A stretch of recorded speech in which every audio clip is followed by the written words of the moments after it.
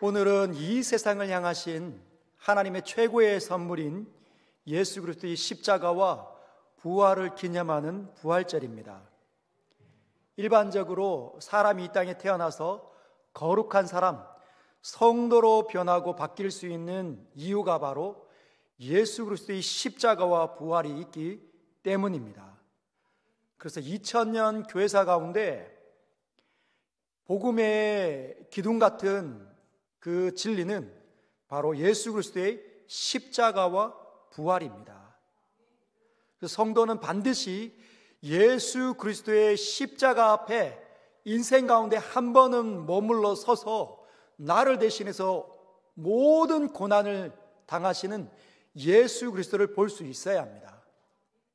그분의 십자가 앞에 서서 그분이 흘리는 그 거룩한 피, 보혈로 죄 씻음 받아야 된다는 거죠.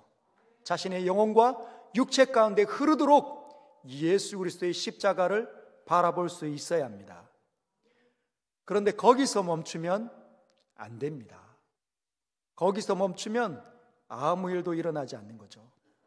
반드시 예수 그리스도의 싸늘하게 식어버렸던 그 몸을 누이셨던 그 무덤 앞에 서 있어야 합니다.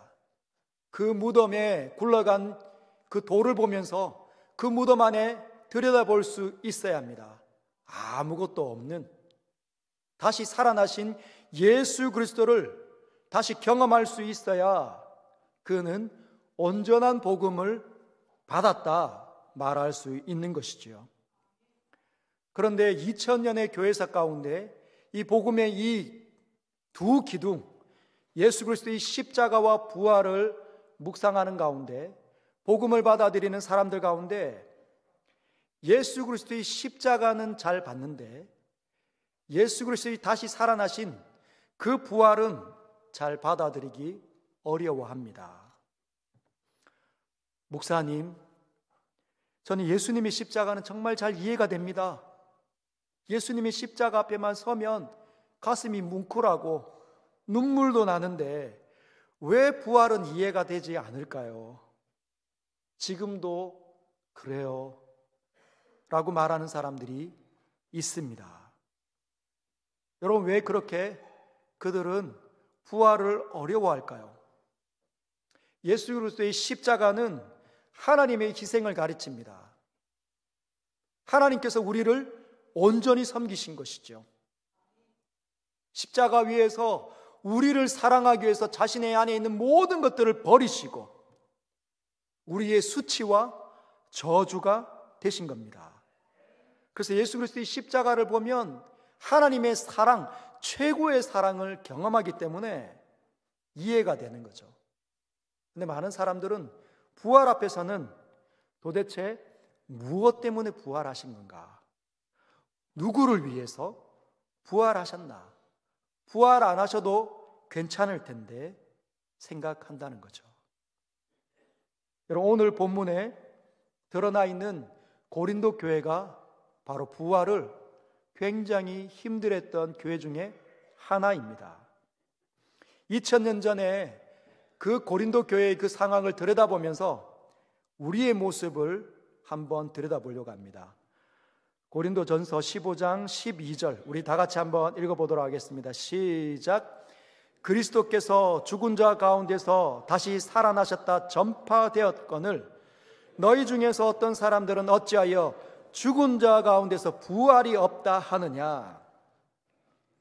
이 고린도 교회 가운데 예수 그리스도의 복음이 전파되었습니다. 그런데 예수님을 믿기는 믿는데 에이, 부활은 좀 아닙니다. 너무 비약이 심한 것 아닙니까? 부활이 어떻게 있어요?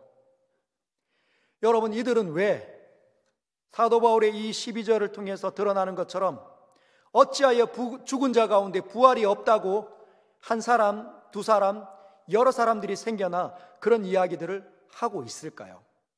복음의 이 두 기둥인 십자가와 이 부활을 가운데 이 부활을 왜 의심하고 있을까요? 여러분, 큰 이유들이 여럿 있지만 오늘 저와 여러분들에게 제가 말씀드리고 싶은 건 그들에게 있는 교회 다니기 이전의 세계관이 문제가 있다는 겁니다. 하나님을 믿기 이전에 그들에게 이미 들어와 있던 세계관이 그들에게 부활을 믿지 못하도록 영향력을 발휘하고 있기 때문입니다. 세계관 하면 여러분 말이 어렵죠? 세계관이 뭘까요? 여러분 영어로 번역을 하면 월드 뷰입니다. 여러분 뷰가 관점이라는 건데, 여러분들이 요즘에 멋지고 아름다운 그 커피숍, 카페를 가보시면 사람들이 대다수가 이렇게 이야기하죠. 야, 이 카페 진짜 뷰가 끝장난다. 뷰가 진짜 멋있다. 여러분 뷰가 뭡니까? 그 카페가 유리창이 깨끗하게 지어져 있고 통유리도 되어져 있는데 그 유리창을 통해서 바깥의 광경이 너무너무 예쁠 때 뷰가 너무 예쁘다, 이렇게 얘기한다는 거죠. 마치 그런 것처럼 월드뷰, 사람이 이 땅에 태어나서 세상을 바라보는 관점들이 있다는 겁니다.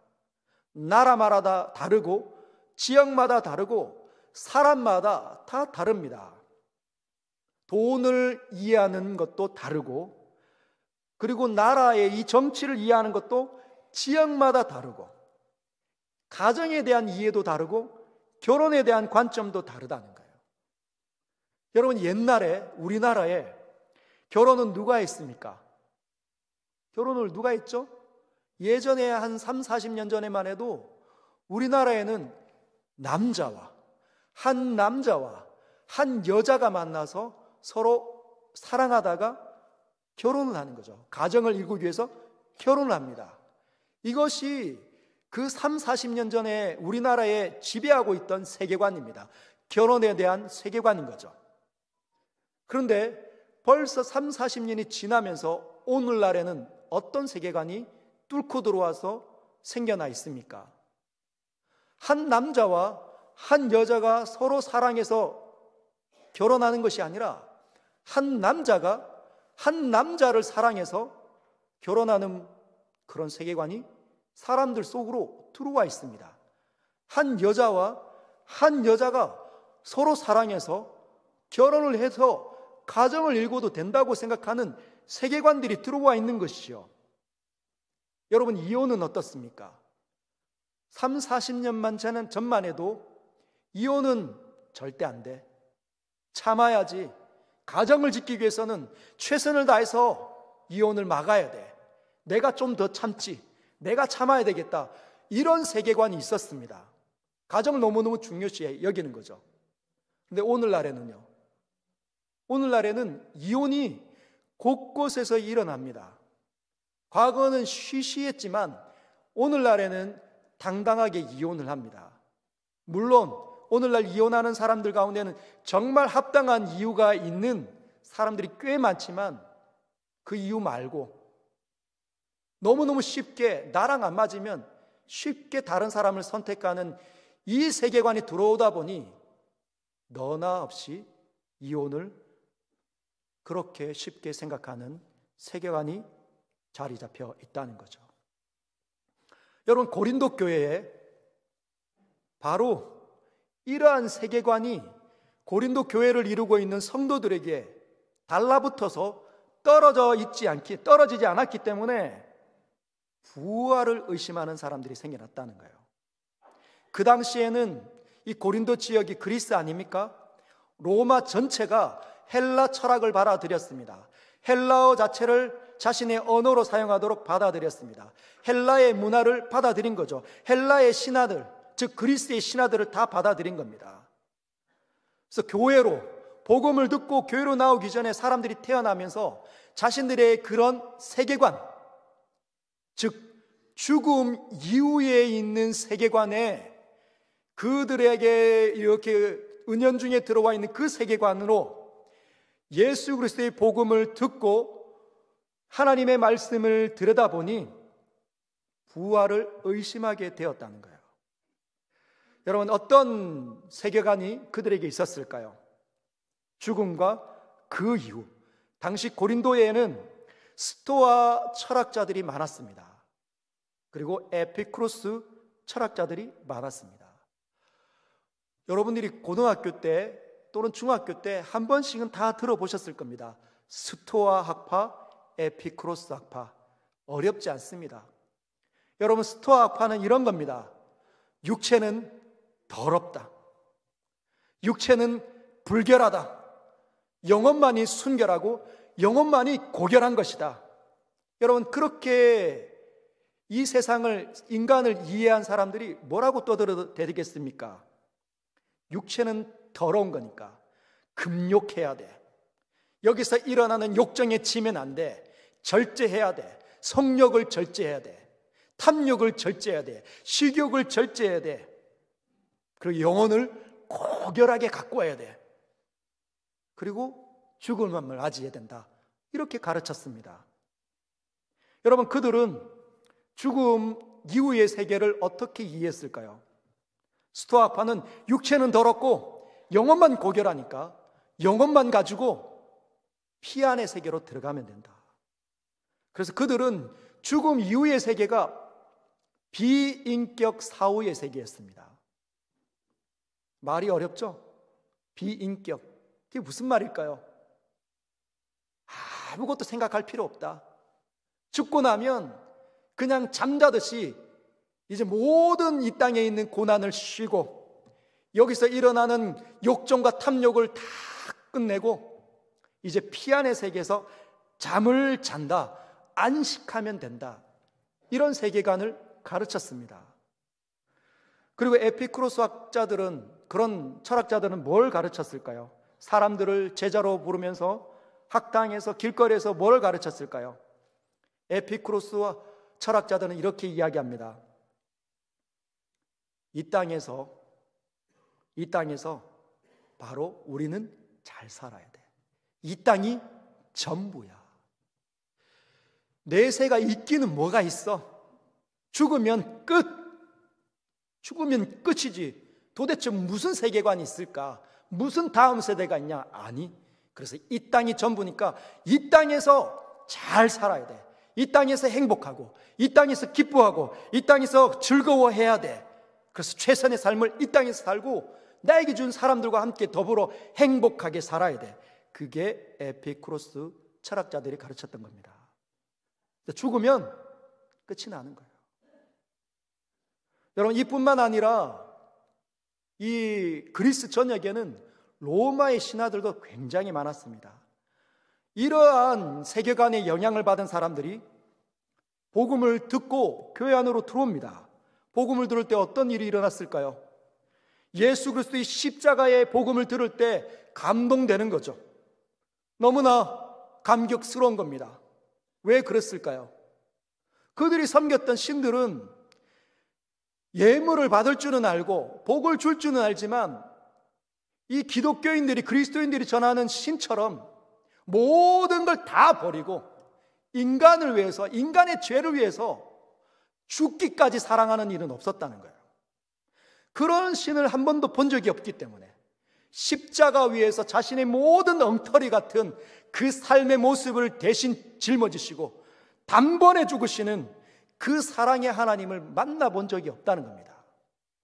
그래서 자기를 보니까 진짜 엉터리 같고 못됐고 고약하고 고집스럽고 나밖에 모르고 아무것도 아닌 일에 쉽게 삐지고 마음과 생각을 잃는 자신들을 보면서 예수님 너무 좋다.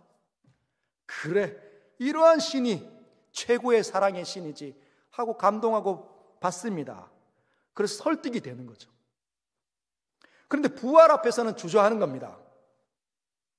왜? 스토아파가 말하는 것처럼 죽으면 평안히 잠을 자고 피 안의 세계로 싹 들어가서 안식하는 거지, 뭘 또 그렇게 굳이 부활해가지고 이곳저곳 다닐 필요가, 또 속 시끄럽게 정신사납게 그렇게 다닐 필요가 있느냐. 에피쿠로스의 철학에 영향받는 사람들은 이 땅이 전부지, 내세가 있기는 뭐가 있을까, 그런 생각을 갖는 거죠. 그래서 부활을 의심하는 겁니다. 여러분, 오늘날 교회 안에 이렇게 생각하는 사람들이 적을까요? 많을까요? 여러분, 많겠습니까? 적겠습니까? 여러분, 저도 청년일 때 우리가 지난주에 고난주간을 묵상했잖아요. 예수 그리스도의 십자가를 기억하면서. 저도 청년일 때 고난주간을 얼마나 잘 보낸지 모릅니다. 제가 청년일 때 정말 열심히 특심 있는, 찬양도 잘하는 교회 오빠였습니다. 그리고 일주일에 3시간씩 후배들을 모아서 로마서도 가르치고 에베소도 가르치고 복음서도 가르쳤던 열심히 특심한 사람이었습니다. 그래서 한순간도 빠지지 않고 예수 그리스도의 십자가의 그 고난을 따라가면서 묵상을 하니 얼마나 감격스러웠을까요? 그런데 그렇게 한 주 동안 막 열정적으로 묵상하고 눈물을 많이 흘리고 감동스러우면서 주님 위해서 내가 살아야지 그래 놓고 부활절 때는 그 고난주간에 왔던 그 영광스러운 그 은혜만큼 부활절을 대해본 적이 없었습니다. 물론 찬양하고 했지만 그렇게 대하지 못했어요. 그래서 크리스마스만큼, 추수감사절만큼 이 헌금을 제대로 준비하지 못했던 것 같습니다. 그리고 후배들을 모아놓고 성경을 가르칠 때 십자가 앞에서는 막 침이 튀기도록 열정적으로 우리를 위해서 죽으셨지 않냐, 우리는 반드시 믿어야 한다, 그렇게 얘기하고 목에 피냄새가 나도록 그렇게 말했지만 부활을 소개하는 장면에서는 순식간에 지나가는 거예요. 왜 그랬을까요? 죽은 사람이 살아나는 걸 한 번도 본 적이 없기 때문에. 저에게 달라붙어 있던, 이 땅에 살면서 예수 믿기 전에 있었던 무속신앙과 불교적인 마인드, 그리고 수많은 서양 철학의 그런 사조들이 알게 모르게 저의 영혼과 육체 가운데, 마음 가운데 깊이 들어와 있었기 때문입니다. 그래서 이 땅이 전부지 뭐, 죽으면 끝 아닌가, 아니면 천국에는 영혼만 들어가면 되잖아, 피 안의 세계잖아, 굳이 뭐 꼭 육체로 부활할 필요가 있을까? 육체로 부활하면 좋은 거고 뭐 안 해도 상관없지 뭐, 그랬던 것 같습니다. 사랑하는 서연의 성도 여러분, 여러분은 어떻습니까? 이 부활절 때 부활하신 예수 그리스도의 이 복음의 두 번째 기둥을 대할 때마다 십자가의 영광만큼, 십자가의 은혜만큼 우리의 가슴을 뛰게 하고 우리에게 달라붙어있던 모든 두려움과 걱정, 근심을 단번에 날릴 만큼 최고의 은혜가 쏟아집니까?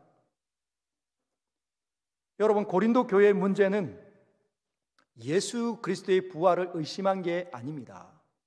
그게 문제가 아니었어요. 예수 그리스도의 부활은 인정했습니다. 예수께서 부활하신 건 당연하지. 사망의 권세를 깨뜨리셨는데 당연히 하나님의 아들이니까 부활하심을 마땅하지. 그러나 나와는 상관없다고 생각한 게 문제예요. 나와는 상관없다. 내가 부활하는 거 아니고 상관없다는 거죠. 천국은 영혼만 들어가니까. 내가 죽어서 내 몸은 썩어서 부서지고 내가 죽은 그 즉시 내 영혼은 천국으로 들어가니까 사람들이 부활할 거란 생각이 없고 그걸 소망하지도 않는다는 거예요. 진리로 받아들이고 싶어 하지 않는다는 거죠. 그래서 사도 바울이 우리에게 도전하는 겁니다. Never, 절대 아니다. 부활은 그렇게 대하는 게 아니야. 그러면서 15장을 시작을 합니다. 같이 한번 열어볼까요? 15장 1절. 15장 1절 같이 읽겠습니다. 시작. 형제들아, 내가 너희에게 전한 복음을 너희에게 알게 하노니 이는 너희가 받은 것이요 또 그 가운데 선 것이라. 형제들아 라고 얘기하며 이렇게 얘기합니다. 내가 너희에게 전한 복음을, 전할 복음 또는 전하고 있는 복음 이렇게 얘기하지 않고 이미 전한 복음, 이미 내가 너희에게 그 복음을 알려줘서 너희가 믿은 것 아니냐, 그걸 다시 너희에게 주려고 한다. 다시 가르치고 생각나게 하려고 한다. 잘 들어라 이렇게 얘기합니다. 그러면서 이는 너희가 이미 이전에 받았고 그 복음 기초 위에 서 있는 거야. 그러면서 2절을 이야기합니다. 한 번 더 읽어볼까요? 시작. 너희가 만일 내가 전한 그 말을 굳게 지키고 헛되이 믿지 아니하였으면 그로 말미암아 구원을 받으리라. 아멘. 내가 전한 그 말, 그 복음을 굳게 믿고 헛되이 믿지 않으면 그로 말미암아 구원을 받을 것이다. 이게 무슨 말입니까? 내가 전한 그 말을 확실하게 믿어라. 그리고 그 복음을 지키면 너희가 구원을 받을 건데, 너희가 그 두 기둥, 예수 그리스도의 십자가와 부활, 이 복음을 굳게 믿지 못하고 헛되이 지키면 너희는 구원이 없다라는 겁니다. 그러면서 3절과 4절에 그 복음에 대해서 간략하게 설명합니다. 제가 읽겠습니다. 내가 받은 것을 먼저 너희에게 전하였노니 이는 성경대로 그리스도께서 우리 죄를 위하여 죽으시고 4절 장세 지낸 바 되었다가 성경대로 사흘 만에 다시 살아나셨다. 여러분, 지금 복음을 이야기하는데 두 기둥을 이야기합니다. 첫 번째는 그리스도께서 이 땅에 오셔서 그리스도께서 우리 죄를 위하여 죽으셨다. 예수 그리스도의 십자가를 이야기합니다. 두 번째 기둥은 그 예수님께서 장사 지낸 바 되었다가 사흘 만에 다시 부활하셨다. 살아나셨다. 십자가와 부활, 이 두 기둥이 너희에게 이미 전한 복음이고, 너희가 이 두 개를 굳게 믿고 지켰다면 구원을 받을 텐데, 그렇지 못하면 구원은 없는 거야. 여러분, 이 두 가지가 얼마나 중요한지 사도 바울이 이 두 가지를 설명할 때 반복하는 단어가 있습니다. 여러분, 3절과 4절을 한번 살펴보십시오. 어떤 단어가 반복됩니까? 예수 그리스도의 십자가와 부활을 설명할 때 어떤 단어가 반복이 됩니까? 성경대로. 성경대로. 여러분, 이 성경은 약속의 책입니다. 하나님께서 약속하셨다는 거죠. 이미 이렇게 하기로 약속하신 책입니다. 그리고 그 하나님은 그 영원하시고 절대자이시기 때문에 반드시 실행하신다. 그 성경대로라는 말은 반드시 실행된 사건이라는 뜻입니다. 십자가는 반드시 역사 가운데 있었고 부활 역시 반드시 일어난 사건이라는 거죠. 그것이 성경대로입니다.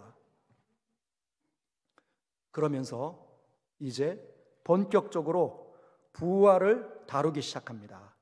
이 복음, 너희들 성경대로 반드시 일어난 이 사건, 증인들이 있다. 목격자들이 있다.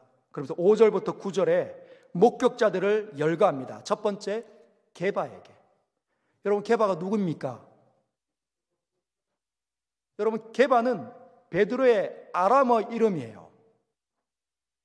여러분, 이 당시에 고린도 교회에 게바, 이 베드로가 영향력을 발휘했습니다. 고린도 교회를 한 번은 왔다 간 적이 있었던지는 모르겠지만은 베드로가 이 고린도 교회 가운데 영향력을 얼마나 많이 발휘를 했는지, 고린도 교회가 문제가 있을 때 나는 게바파, 나는 베드로파야라고 말할 정도였다는 거죠. 여러분, 베드로는 원래 이름이 시몬입니다. 시몬. 이 시몬은 유대식 이름, 히브리식 이름이에요. 그런데 이제 시몬이 어릴 때부터 불렸던 그 시몬의 이름은 예수 그리스도 만남을 통해서 이름이 바뀝니다. 뭘로요? 베드로라. 너는 베드로라. 너는 페트라라. 이게 뭐냐면 베드로는 반석이란 뜻입니다. 주는 그리스도시요 살아계신 하나님의 아들이십니다. 이 위대한 신앙 고백 반석. 베드로, 게바는 아람식 베드로의 또 다른 이름, 반석의 또 다른 이름이라는 거죠. 이 베드로가 예수 그리스도를 만났고, 너희가 그렇게 중요하게 여기는 베드로도 예수님을 만났고 보았고 12 제자도 보았고 6절에 그 후에 500의 형제에게 일시에 보였나니 500명 형제들이 일시에 보았다. 그 중에 대다수는 지금도 살아있다. 어떤 사람은 죽었지만 지금도 살아있다. 7절에 그 후에 야고보에게도 보였으며, 우리가 사도행전을 보는 것처럼 이 예루살렘 교회의 기둥 같은 사람 야고보 장로를 의미합니다. 예수님의 동생인 거죠. 그 후에 모든 사도에게와 8절에 나도 봤다. 너희에게 복음을 전해서 이 고린도 교회가 생겨나도록 만든 나도 만났다라고 얘기하는 거죠. 목격자들이 있다는 겁니다. 예수님이 부활한 건 신화가 아니라는 거죠. 역사 가운데 일어난 사건이다 라고 얘기하는 거예요. 그러면서 11절을 이렇게 이야기합니다. 우리 같이 한번 읽어볼까요? 시작. 그러므로 나나 그들이나 이같이 전파하며 너희도 이같이 믿었느니라. 예수 그리스도를 만난 그 증인들 모두가 예수 그리스도의 십자가만 얘기한 게 아니라 부활도 얘기했다는 겁니다. 그럼 너희도 그렇게 믿은 거다. 그런데 12절에 와서 왜 너희는 어찌하여 죽은 자 가운데서 부활이 없다 하느냐? 왜 부활을 의심하고 부활을 믿지 못하느냐?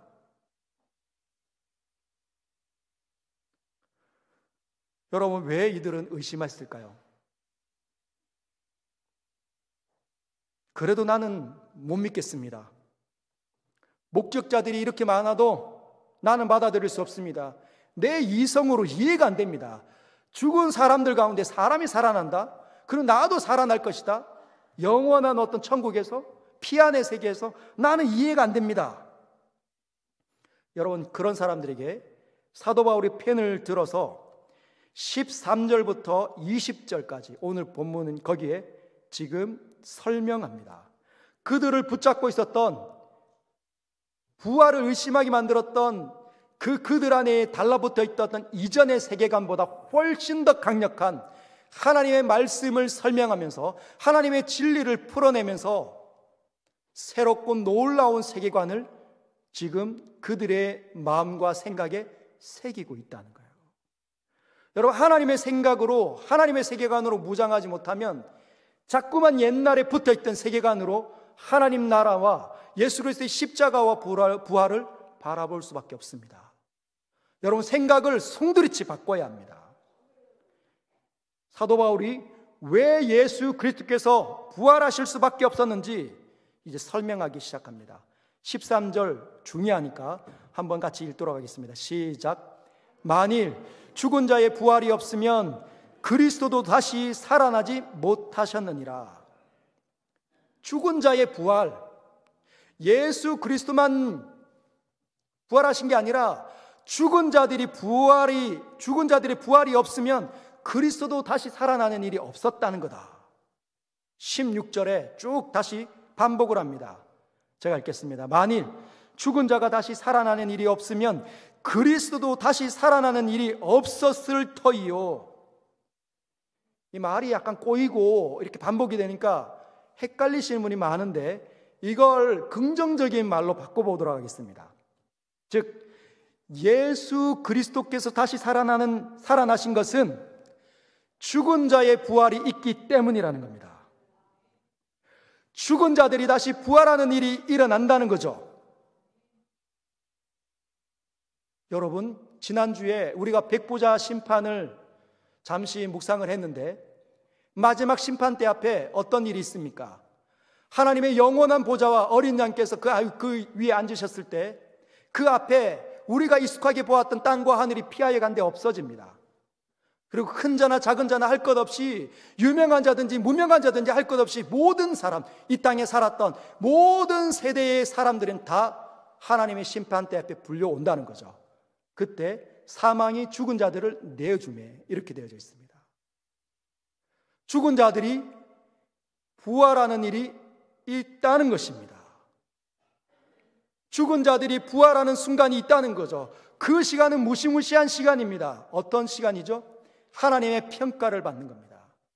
너는 네 죄를 먹고 마시며 살았으니 너의 죄악대로 너의 형벌을 당하라 하고 너는 왼쪽, 그때 흉측하게 생긴 이 하나님의 종들에 의해서 지옥으로 던져지는 거죠. 부활하고 난 다음에 영원한 형벌을 받습니다. 끝이 없는. 그런데 또 다른 다시 부활한 사람 가운데 어떤 일이 일어납니까? 너희들은 이 거룩한 책, 생명책에 이름이 기록되어져 있구나. 나의 사랑하는 아들의 십자가와 부활을 믿고 있으니 너희는 오른쪽 어린 양의 혼인잔치 영원한 나라에 들어갈지어다. 그 일이 일어난다는 거죠. 그래서 예수 그리스도께서 다시 살아나신 이유는 예수와 함께 더불어 연합한 사람들이, 예수님을 온전히 믿고 따르는 그 사람들이 다시 살아나니까, 영원한 시간 속에서 영원한 육체를 갖고 살아나니까 다시 살아나셨다는 겁니다. 예수 그리스도의 부활을 믿느냐? 그래? 그러면 그 부활이 너와 상관없는 것이 아니라 너를 다시 살려내기 위해서 예수께서 부활하신 것이다. 사도 바울은 지금 이렇게 이야기합니다. 저와 여러분들이 다시 영원한 삶 가운데 주께서 주시는 최고의 복락대로 살기 위해서 주님께서 사망의 권세를 깨뜨리시고 죽음을 통과하시고 일어나셨다는 겁니다. 성경대로 이미 실행되었다는 거죠. 여러분은 부활을 어떻게 받아들이고 있습니까? 하나님 앞에서 내 몸이 어떻게 변화되고 어떠한 모습으로 바뀔지 여러분 상상하고 기대하고 있습니까? 그걸 소망하고 있습니까? 그래서 영광의 이 부활절, 예수께서 나를 구원하시고 나를 살리시기 위해서 부활하셨음을 받아들이시고 있습니까? 사도 바울이 15장에 더 나아가서 설명을 합니다. 여러분, 고린도전서 15장은 예수 그리스도의 십자가와 부활에 대해서 정말 많은 진귀한 비밀들을 열거해 놓고 있습니다. 15장을 잘 묵상해 보십시오. 42절부터 44절은 이렇게 이야기합니다. 죽은 자의 부활도 그와 같으니 썩을 것으로 심고 썩지 아니할 것으로 다시 살아나며. 여러분, 우리가 부활할 때 이 땅에 있는 몸이 아니라는 거예요. 이 땅에 있는 몸은 썩어집니다. 우리의 코끝에서 호흡이 멈추는 순간 우리가 원하지 않더라도 썩어가는 거죠. 그러나 부활할 때는 썩지 않는 몸을 입고 영원한 시간을 살게 된다는 거죠. 43절은 이렇게 얘기합니다. 우리 같이 한번 읽어볼까요? 시작. 욕된 것으로 심고 영광스러운 것으로 다시 살아나며 약한 것으로 심고 강한 것으로 다시 살아나며. 여러분, 욕된 것이 뭡니까? 내가 원하지 않는데 내 이 마음대로 움직여지지 않는 거죠. 사랑하는 사람을 더 사랑해주고 싶은데 막 미워하는 말들이 막 쏟아져 나가는 겁니다. 이게 욕된 것이죠. 그러나 이제 더 이상 그런 육체가 우리에게 주어지는 것이 아닙니다. 영광스러운 것을. 왜? 하나님께서 친히 주신 거니까. 하나님께서 흠이 없도록 완벽한 그런 몸을 우리에게 주시는 겁니다. 약한 것으로 심는다는 것은 무엇을 의미할까요? 여러분, 우리가 늙어가지 않습니까? 점점 약해지지 않습니까? 그래서 아무것도 아닌 이 질병에, 이 코로나 같은 바이러스에 한번 걸리면 죽을 것 같이 아프고 힘들지 않습니까?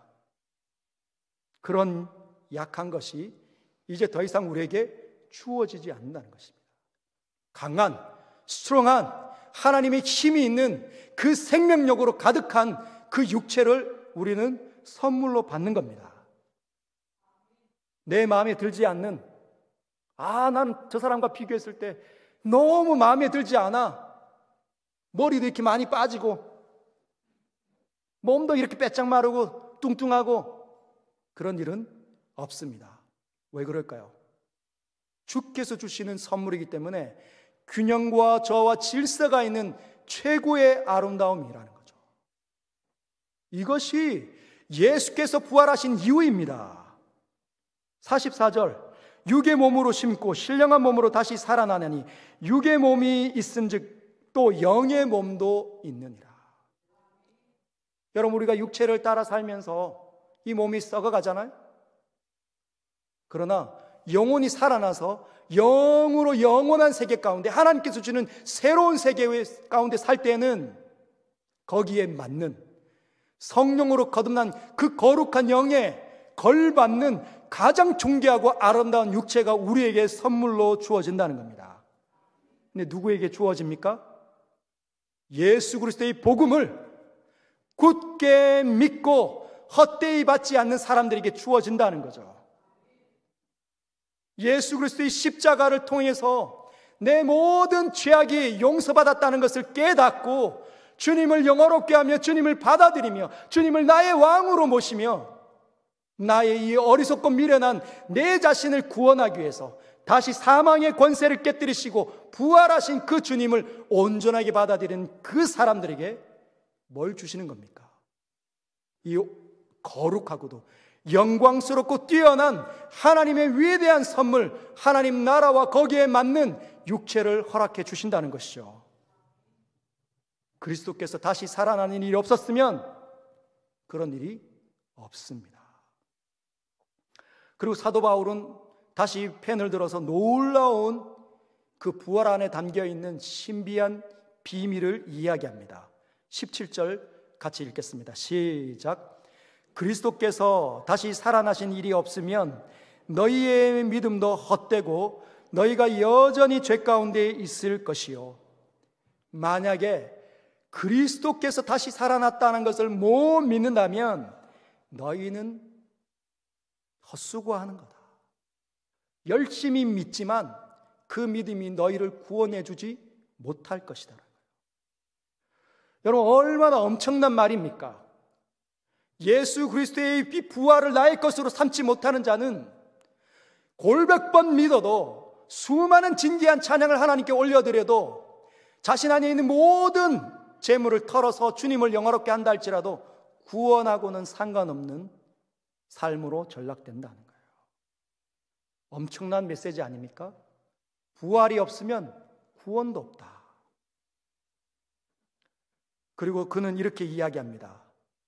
부활이 없으면 너희는 여전히 죄 가운데 있게 된다. 더 엄청나지 않습니까? 예수 그리스도께서 이미 십자가에서 죽으셨는데 그 십자가를 바라보면서 눈물도 흘리고 그 받아들였는데 부활을 믿지 못하면 내 죄가 여전히 거기에 있다는 거예요. 내 안에 여전히 있다는 거죠. 용서를 받지 못한다는 겁니다. 그래서 예수 그리스도의 부활은 너무너무 중요하다는 거죠. 이 부활절 때 여러분은 진짜 이 세상에 다 얻은 것처럼 이 부활절을 대하실 수 있어야 합니다. 제가 이 17절을 다시 여러분에게 더 선명하게 설명해 드리도록 하겠습니다. 여러분, 예수님은 본인 스스로 자기 자신을 이렇게 우리에게 계시하십니다. 나는 대제사장이다. 나는 대제사장이다. 영원한 대제사장이다 말씀하십니다. 그러면서 이 대제사장이 무슨 일을 합니까? 이스라엘을 하나님과 이어주는 역할을 대제사장이 하는 거예요. 죄악 가운데 있는 그 죄악이 있으면 하나님의 진노하심으로 죽어버릴 수밖에 없는 그 이스라엘을 하나님 거룩하신 하나님과 이어주는 역할을 대제사장이 합니다. 그러면서 주님은 나는 대제사장인 동시에 나는 너희를 위하여서 너희의 모든 죄악을 짊어지고 죽는 하나님의 어린 양이다. 나는 너희를 위해서 죽는 하나님의 희생 제물이다. 이렇게 말씀하신다는 거죠. 예수님은 대제사장이시며 우리를 위한 제물입니다. 이 두 가지가 얼마나 중요한지 여러분, 구약 시대에는 레위기에 주님께서 대속죄를 명령하셨습니다. 7월 10일 날 되면 유대인의 달력에 7월 10일만 되면 대제사장이 이스라엘의 전체의 죄악을 사하는 날로 기념하는 대속죄를 기념합니다. 대제사장이 몸을 정결하게 하고 이 대접에 이스라엘 전체의 죄악을 사할 수 있는 제물을 잡아다가 피를 다 담아서 여기에 들고 지성소로 들어가는 거죠. 자기를 가리기 위해서 향을 막 피웁니다. 그 하얀 향이 자기를 가리게 하고 이 대접을 들고 지성소로 들어가는 거예요. 지성소에서 하나님께서 임재하지 않습니까? 그곳에 가서 그 제단불 위에, 그 뚜껑 위에, 속죄소 위에 이 이스라엘의 전체의 죄악을 위한 피를 붓습니다. 그리고 하나님께 기도하는 거죠. 대제사장이, 하나님, 올해 이스라엘의 이 전체의 죄악을 이 대접에 담긴 피를 통해 주님께 올려드리려니 주의 영원하신 은혜로 사함을 받게 하여 주옵소서, 용서하여 주옵소서. 그리고 그 희생제사가 끝나면 지성소 휘장을 열고 탁 멋지게 나옵니다. 땀을 탁 닦고 나오면 그동안에 이스라엘 백성들은 무엇을 하고 있었냐면 기도하고 있는 겁니다.